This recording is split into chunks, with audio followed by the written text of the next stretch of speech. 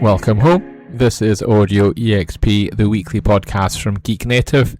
I'm your host, Gertie, and today is the 11th of July 2026. This week we explore digital preservation, which opens a classic portal to tabletop history, examine a collaborative storefront alliance that bypasses the traditional supply chain hurdles, and check in on an interview with newly crowned award winners. Before we dive into our stories, I do have an update on ongoing community initiatives.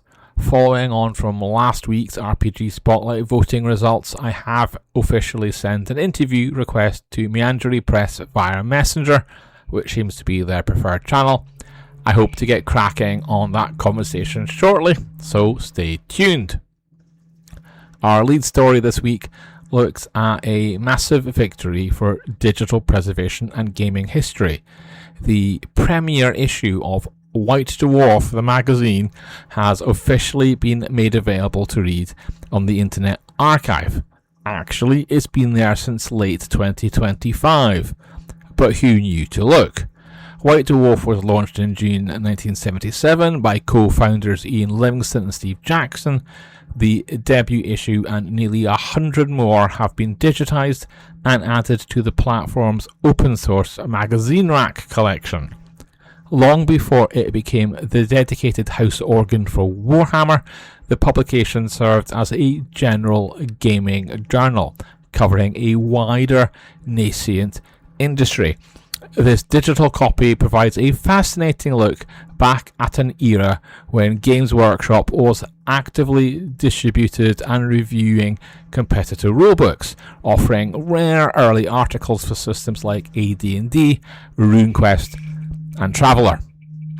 In modern publishing logistics, independent creators are testing a fresh, collaborative retail festival.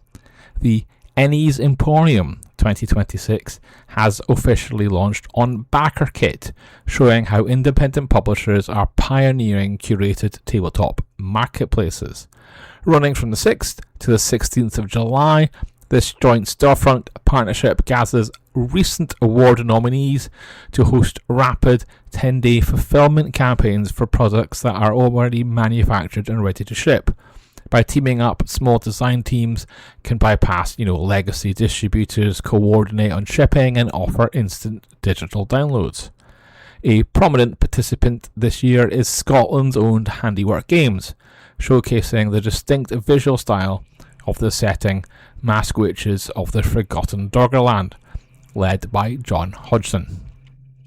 This collaborative drive perfectly aligns with our next feature.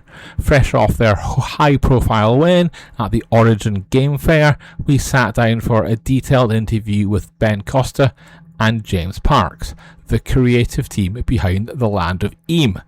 The authors shared their journey of transitioning their original graphic novel series into the role-playing game of the year title. They discussed their specific design philosophy, which deliberately rewards creative problem-solving and social role-playing over the standard combat loops, alongside their unique approach to writing a bestiary that treats monsters as individual people with complex personal motivations rather than simple targets. We also have a second exclusive designer conversation on the site this week that addresses complexities of adult themes in the hobby. We hosted, hopefully, a fascinating Q&A with Ashton Baker regarding the mechanics and safety parameters of the Courtesans Guild. The upcoming Catalyte Game supplement introduces a modular rogue subclass built around personal infiltration, espionage and close quarters grappling, complete with custom virtual tabletop maps for locations such as brothels. Baker explained that adult themes usually rely on permissions rather than rules, but this project builds the themes directly into the gameplay engine without gamifying explicit acts. Baker also shared the struggles of independent publishing, noting that moving away from legacy crowdfunding platforms was a deliberate choice to avoid restrictive platform regulations and algorithmic filtering. On the entertainment side of the blog, fantasy and sci-fi television are generating significant discussion. Bronwen has checked in with two major media updates. First, she digs into the political schemes of Westeros with a comedy essay exploring alternative character fates that we can all dream of in the House of the Dragon. I'll admit I have not seen a single episode, but Bronwen's post leads me thinking that pet chickens and rat burgers might feature more heavily than I imagined. Switching to science fiction, she has also found the off-the-chain cyber dystopian trailer for Hotspot, a gritty, near-future thriller starring Naomi Rapace. We also have a new cultural critique on the site. Okay, it's a review of Jadwa, a witch in Mongolia. The anime follows the life, and it's a tough life, of a young woman sold into slavery just when the Mongols attack. The show, which is on Crunchyroll, takes a grounded look at traditions and community structures that stand in stark contrast to typical Hollywood stories. Finally, we close out this episode with an excellent digital discount for fans of old school tactical survival. You can save 77% on the Torchbearer 2nd edition via the latest Bundle of Holding offer.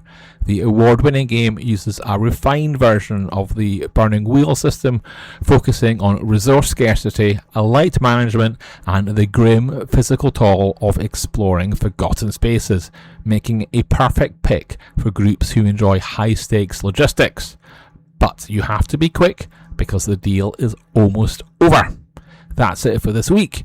Thank you for listening to Audio EXP. For all the links, the media trailers, the full stories, all that, head over to Geek Native. Until next week, stay geeky.